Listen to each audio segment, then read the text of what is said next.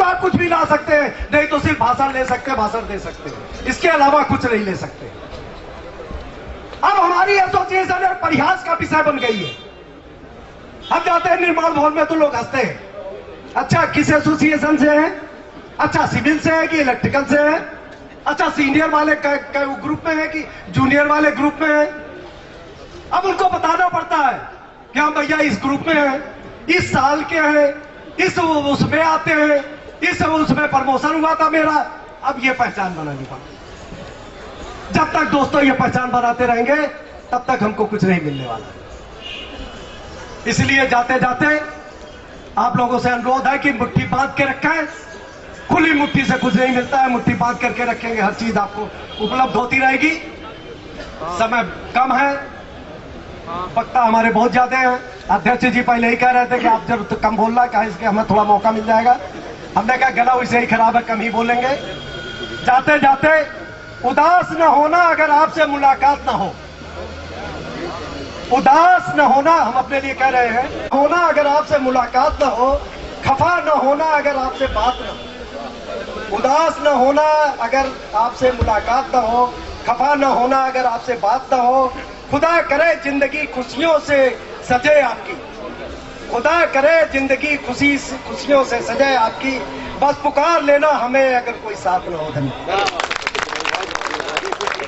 क्या बात कही है। मैं इस पर एक बहुत बढ़िया शेर बोलता हूँ, साहिर लुधियानवी साहब का है कि चंद कलियां निषाद की चुनकर मुद्दतों में वो आस रहता हूँ, कि चंद कलियां निषाद की चुनकर मुद्दतों में हुए आस रहता हूँ, तुझसे मिलना खुशी की बात है, तुझसे मिलकर उदास रहता हूँ। तू तो चली जाएगी। मेरी प्रार्थना है अब आदरणीय चरण बाबू से, और नहीं थोड़ा सा चाहते हैं हम, अगर आप इजाजत दें तो अध्यक्ष महोदय दो शब्द बोलने, क्योंकि जब उनके बोलने की बारी आती है तो गड़बड़ हो जाती है। धन्यवाद शर्मा जी। अध्यक्ष जी को भरोसा है कि इनको समय मिलेगा, इसलिए मेरे को फिर आगे कर दिया। साथियों, अभी जो हुजूम लगी है, यहाँ पे बैठे हैं आप सारे और साथी भी खड़े हैं, अरे भाई पीछे जगह है अभी भी। और मुझे लगता है कि अगले साल हम कहाँ रखें जो समावेश जो कर रहे हैं हम लोग, ये गेट टुगेदर, ये तो बहुत कम पड़ने लग गया जगह। मैदान है ना, तो भाई साहब कह रहे रामलीला मैदान, वहां तो बहुत रामलीला में तो हमने देख लिया बाबा रामदेव का क्या हाल हुआ। अब लेटेस्ट आया इंडिया गेट, वहां भी आपने देख लिया इंडिया गेट में क्या हुआ। साथियों, एक सही जगह ढूंढनी पड़ेगी अभी, लेकिन इस बात को और इतने लोगों को एक साथ देखते हुए इतनी खुशी भी होती है कि कम से कम एक संगठन में इतने सैकड़ों लोगों का दिल्ली में और हजारों लोगों का पूरे हिंदुस्तान में एक आस्था है। और मुझे उम्मीद है कि आज की जो ये तो तादाद है, आने वाले महीनों में और बढ़ते जाएगी, क्योंकि हम देख रहे हैं, हमने सुन भी लिया है पूर्व वक्ताओं से, सैकड़ों प्रमोशन हो चुके हैं और भी होने जा रहे हैं। अब तो लगता है कुछ दिन के बाद सीपीडब्ल्यू में जूनियर इंजीनियरिंग लुप्त हो जाएगा। अब हम जूनियर इंजीनियर एसोसिएशन से ये भी रिक्वेस्ट करेंगे, भाई एक पुख्ता कार्यक्रम बनाया जाए, दोनों मिलके जूनियर इंजीनियर को, उस कैडर को, क्योंकि जो हम आज तक भी मानते आए हैं कि नींव है इस डिपार्टमेंट का, उसके बिना जितने भी प्रमोशन आपको मिल जाए वो एक किस्म का निरस्त हो जाती है। तो वो जूनियर इंजीनियर कैडर को बढ़ाना और मजबूत करना हम सबका कर्तव्य है। जिस ढंग से प्रमोशन होते जा रहे हैं बहुत खुशी की बात है, लेकिन साथ साथ जो सीटें वेकेंट हो रही है इस बार, आपको सबको पता होगा, कैडर रिव्यू में बहुत कम नुकसान के साथ हमने ये कैडर रिव्यू लिया है। जूनियर इंजीनियर्स का पोस्ट बहुत कम कटी है, जो कि पिछले कैडर रिव्यू के मुकाबले बहुत ही अच्छा सिचुएशन है। तो इतने प्रमोशंस जब हो रहे हैं, इतनी ही जो वैक्यूम जूनियर इंजीनियर कैडर में हो रही है उसको भरना भी, उसके लिए भी हमने एक ठोस कार्यक्रम लेके चलना पड़ेगा। और मैं उम्मीद करता हूं जितने साथी सैकड़ों संख्या में प्रमोट हो रहे हैं, उनको ये बात का विश्वास होगा कि एक ही ऑर्गेनाइजेशन है जो असिस्टेंट इंजीनियर और एक्जीक्यूटिव इंजीनियर या प्रमोटी एससीज को रिप्रेजेंट करती हैं, जो कि जूनियर इंजीनियर का जो जूनियर साथी है, जूनियर इंजीनियर कैडर से आ रहे हैं, या वो जूनियर साथी जो हमारे कैडर में ऑलरेडी हैं, जिनको एसीपी नहीं मिला, उनको इस बात का विश्वास होगा, विश्वास दिलाना भी चाहेंगे हम कंधे से कंधे मिला के ये एसीपी को किसी भी हालत में रिस्टोर करने की कोशिश करेंगे, जल्द से जल्द कोशिश करेंगे। और साथियों, कदम पड़ चुका है, जैसा कि शुक्ला जी ने आपको कह चुके हैं। वो कदम एक मैं तो हमारी चिट्ठी में लिख के भी दिए हैं हम लोगों ने कि ये चॉइस जो है एसीपी और एमएससीपी के बीच का, वो चॉइस एक किस्म से डेविल और डीप सी, जो आगे खाई पीछे, आप लोगों का हिंदी में जो कहावत है सागर और खाई, कुआं और खाई जो भी है, मैंने तो उसको, मैं क्योंकि आंध्रा से हूं, मैं तो उसको और भी एक नाम दिया हूं, ये तेलंगाना इश्यू है। ना देते बनता है ना रोकते बनता है, एक ऐसा इमोशनल इश्यू है, आज तक सरकार इसके ऊपर डिसीजन नहीं ले पाई। तो एसीपी एमएससीपी का इश्यू भी इतना इमोशनल है, लेकिन साथ ही इमोशन से काम नहीं बनते, सबको प्रैक्टिकल होना जरूरी है। एमएससीपी का थर्ड अपग्रेडेशन जो हमें मिल रहा है, उसका नींव तो एसीपी है। जिनको 6600 मिला है उन्हीं को 7600 मिल रहा है ना, जिनको 6600 नहीं मिला वो तो 5400 में खत्म है। तो हम सबका एक कर्तव्य है कि वो 6600 को किसी भी हालत में रिस्टोर करना। हालांकि डीजी ने लिख के दिया है कि इन फ्यूचर हम तो चाहते हैं कि वो जो 6600 चल रहा था 98 से पहले, 2008 से पहले, वो कंटिन्यू होता रहे, और साथ साथ जो 7600 जिन लोगों को उपलब्धि मिल रही है, और कुछ साथी कह रहे हैं उसके आगे भी मिलने जाने की संभावना है, उसको भी बचाना हमारा कर्तव्य है। ये बैलेंसिंग एक्ट इतने सालों से हम करते आ रहे हैं और आगे भी करेंगे। और मैं आभारी हूं जूनियर इंजीनियर्स एसोसिएशन के पदाधिकारियों का, जिन्होंने हमें आश्वासन दिया 6600 रिस्टोरेशन होने के बावजूद भी वो तभी इंप्लीमेंट करवाएंगे जब 7600 जिन लोगों का ड्यू है सबको मिल जाए।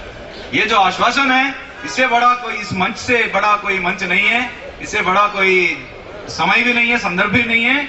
आप लोगों को सबको इस बात पे विश्वास रखिए, हम दोनों चीजों को बचाते हुए चलेंगे और दोनों को हम हासिल करके रखेंगे। कोई गलतफहमी अगर कोई फैला रहे हैं, या कोई लोग, कुछ लोग हम देख रहे हैं टाइम बाइंग टैक्टिक्स करते हैं, जैसा नरसिम्हा जी करते थे एक जमाने में, कि भाई let the thing takes its own course. पिछले 4 साल से हम यही देखते आए हैं, जब जब भी कुछ स्टेप आगे बढ़ा तब तब कोई ना कोई व्यवधान पैदा किया लोगों ने, और वो भी एक एसोसिएशन के, ऑर्गेनाइजेशन के नेता थे।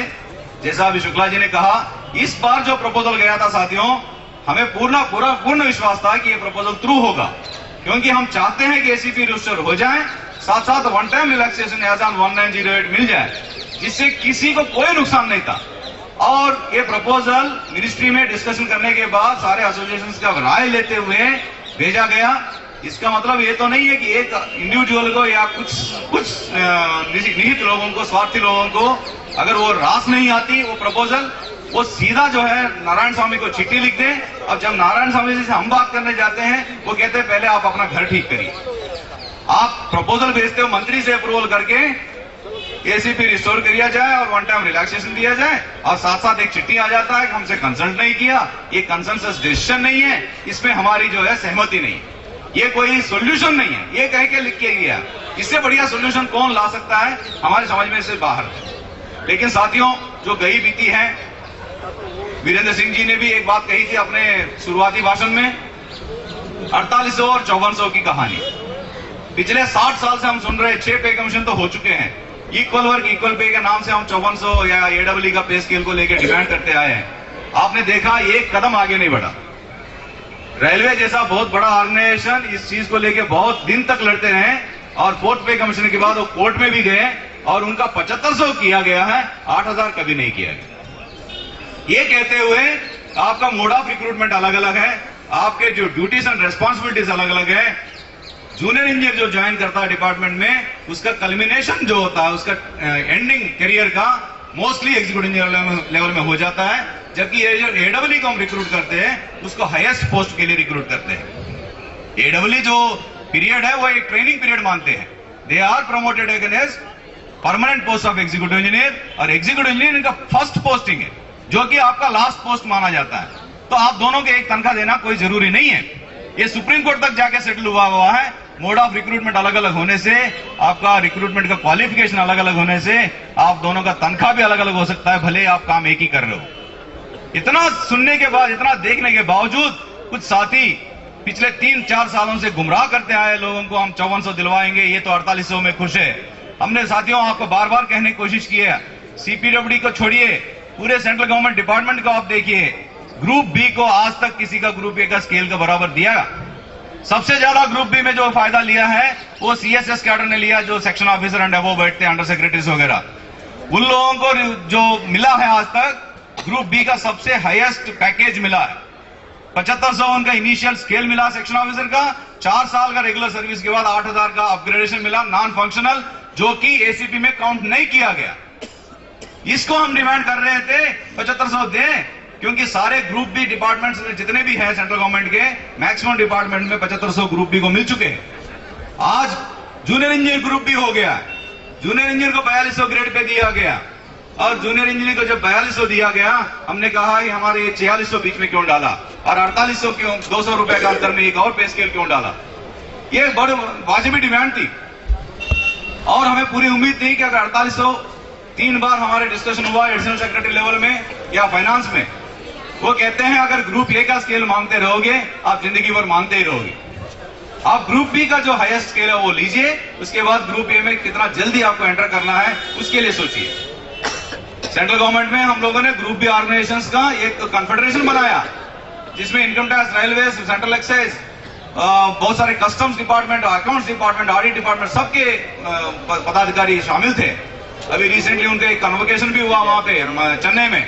उसमें एक ही डिमांड किया गया, नॉन गेस्टेड ऑफिसर्स के लिए एक जेसीएम, एक वो एक प्लेटफॉर्म है जिसके ऊपर अपना डिमांड रखते हैं नेशनल एनवायरमेंटल कमेटी में, लेकिन गेस्टेड ग्रुप बी के लिए कोई प्लेटफॉर्म नहीं है। उसके लिए एक जेसीएम जैसा बॉडी के लिए हम तैयारी कर रहे थे, ताकि एक ही डिमांड ग्रुप बी के लिए रखें, सबको 4800 दिया जाए, और 3 साल के बाद सबको 5400 में ग्रुप ए का स्केल में प्लेस किया जाए। आप देखते हैं बेगम सिंह का रिपोर्ट, जिसमें सटीक शब्दों में कहा गया कि junior engineer of CPWD group C का है और असिस्टेंट इंजीनियर ग्रुप बी का है, और असिस्टेंट इंजीनियर ग्रुप बी को ग्रुप ए का बराबर का स्केल कभी नहीं दे सकते। 4 बार भेजते हैं और 4 बार वही लिख के बार बार वापस आता है। उसके बावजूद कुछ लोग इतने अड़ गए हैं उस बात पे और कोर्ट में चले गए हैं, जैसा आपने सुना है पहले ही हियरिंग में बिना नोटिस दिए ही डिसमिस हो गया। लेकिन ये बात तो कहीं नहीं बताएंगे। हम कुछ अगर कुछ करने जाएंगे, कुछ उसपे एक प्रैक्टिकल तरीका निकाल के एक सोल्यूशन निकालने के आगे बढ़ते हैं, उसको जो है दुष्प्रचार जरूर करते हैं। साथियों, इन चीजों से सावधान रहें। आपको हर साल हम यही बातें कहते आते हैं कि भाई लोगों से सावधान रहे, अफवाहों से सावधान रहे। लेकिन आज हमारे सामने 2 ये जो मुद्दे हैं, चाहे उसके पे स्केल का हो, कम से कम हम चाहेंगे, हम दिल से इस बात को मानते हैं 4800 का हकदार हम लोग हैं जूनियर असिस्टेंट इंजीनियर, और 4 साल के बाद 5400 मिल जाएगा तो हम लोग ग्रुप ए स्केल में चले जाएंगे PB3 में। उसके बाद PB3 में आगे बढ़ने का, PB4 तक पहुंचने का लड़ाई हम लड़ सकते हैं। पहला स्टेप है PB3 में पहुंचना, वो जितना जल्दी पहुंच जाए उतना सबको फायदा होगा। और कुछ मुद्दे हैं जो सबके सामने आज आ गए हैं दोबारा, वो है रेगुलराइजेशन। सैकड़ों की संख्या में असिस्टेंट इंजीनियर रेगुलर एडहॉक बैठे हैं, और जो सैकड़ों की संख्या में अभी प्रमोट हो रहे हैं वो भी एडहॉक है। पिछले 7 साल से एडहॉक प्रमोशन चलते जा रहे हैं, असिस्टेंट इंजीनियर कैडर में भी और एग्जीक्यूटिव इंजीनियर कैडर में भी। और हमारे कुछ बड़े भाई हमारे सामने, पंत साहब और शर्मा जी, ये सब बैठे हैं जो SC बने हैं। ये एक सपना था एक टाइम में हम लोगों का, जूनियर इंजीनियर जो साथी ज्वाइन करेगा वो SC कम से कम रिटायर होगा। उनमें से कुछ साथी जिनका सर्विस भी बचा हो, जिनको क्वालिफिकेशन भी सूट करती हो, और हम आज ये सपना भी देख रहे हैं उनमें से कुछ गिने चुने लोग चीफ इंजीनियर भी बन के रिटायर हो। उसके लिए भी लड़ाई जारी है। आप देख रहे हैं जब हमारे साथी रेगुलर SC बनने की बारी आती है तो डिपार्टमेंट कोई ना कोई उसमें प्रॉब्लम क्रिएट करता है। और कुछ अफवाहें जैसा कुछ क्या बोलते हैं OM डिपार्टमेंट ऑफ पर्सनल का, वो दिखा के सीनियरिटी को जो है गुमराह करने की कोशिश की जाती है कि आपको डेट ऑफ प्रमोशन से डेट ऑफ सीनियरिटी दी जाएगी। साथियों, DOPT का OMs आपने सब पढ़े होंगे, सीनियरिटी कैसे फिक्स होती है। उसमें दिखाया गया कि जो डेट ऑफ ज्वाइनिंग से होगा उसी दिन से सीनियरिटी मिल जाएगा, बैक डेट